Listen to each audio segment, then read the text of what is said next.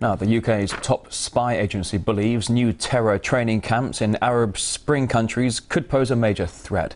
The head of MI5 said the uprisings, which NATO and its allies have supported, allowed Al-Qaeda to move in. Up to 200 extremists from the UK are thought to have joined heavily armed groups abroad. Let's now talk to retired Lieutenant Colonel Tony Shay-fer from the Centre for Advanced Defence Studies, now joining us here on RT. Good to see you today. Thank you for coming on the programme. Thank you. When the West started supporting what it called a move towards democracy in the Arab world, it wasn't expecting to end up with Islamist radicalisation and terror training grounds, was it? No, I think people anticipated wrongly that somehow democracy would just kind of spring forth when given a chance to do that. I think people misunderstood badly the idea that you can simply give people a democracy and let them take it from there. I think unless you have a real desire for a democratic process where all voices are heard, the default position is really more totalitarian government. And when that fails, it is an opportunity when society falls apart like it did in Libya, like it's doing in Syria, and frankly in Egypt, you have an opportunity for these groups who are probably the best equipped, best organized to come in and take advantage of the chaos. So I think many people in my government misinterpreted completely the potential outcome of creating chaos where there was no clear path to a stable society. Now, we've also been hearing reports how homegrown militants say that they've become radicalised because of NATO's foreign war. So how has the so-called war against terror, how has it turned out? Has it simply bred more terror? There are certainly some that say that. Well, I think the last 3 years have been seminal in creating the next generation of terrorists, and there's three reasons. First, as much as folks here hated Anwar al-Awlaki, he was a U.S. citizen, and the idea he was assassinated without due cause, and by the way, there's nothing in our legal system here in the United States which indicted him. He was not under indictment, so he was essentially assassinated.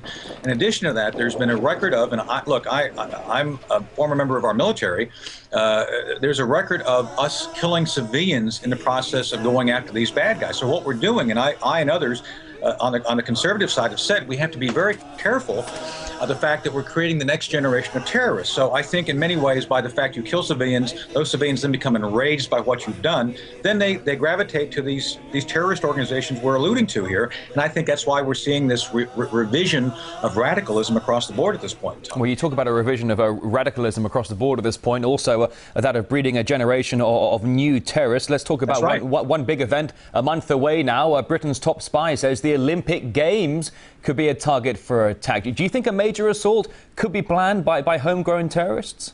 You know, that's an excellent question, and I got to be honest with you, I just don't know. I don't know if anybody knows at this point.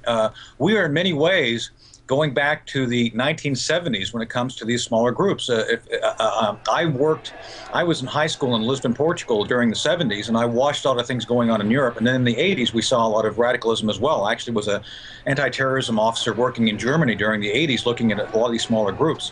We've actually essentially kind of cut the head off the Hydra. We've kind of defeated a lot of the leadership, but now you've created these smaller groups, which are much harder to track. So I think in many ways, we are actually adding to this chaos. And frankly, we just don't know at this point in time what will become of these groups when it comes to the Olympics. Now, as Al-Qaeda's training grounds have been proven to be in Somalia, Yemen, Afghanistan and Pakistan, do you think has the situation in Afghanistan improved during 10 years of NATO's war there?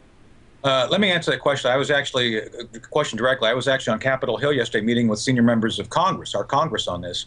And frankly, no. We're talking about a situation which has been worse. I wrote a book, Operation Dark Heart, on the tipping point, which happened in 2003 when we went from winning to losing. The reason we went to losing and why we are continuing to lose ground is because we tried to insinuate ourselves into the situation. By us becoming the issue, the tribes, both sides, now focus on us as the target, as the foreigner. Same thing the Russians went through during their occupation. We really involved ourselves for the wrong reasons. We somehow believed we could create a central democracy where one has never existed.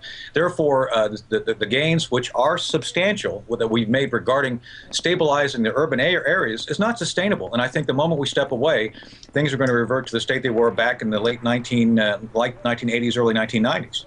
Certainly wish we had more time for this discussion. Retired Lieutenant Colonel Tony Shay-fer from the Centre for Advanced Defence Studies. Many thanks for coming on RT. Thank you for having me. Thank you.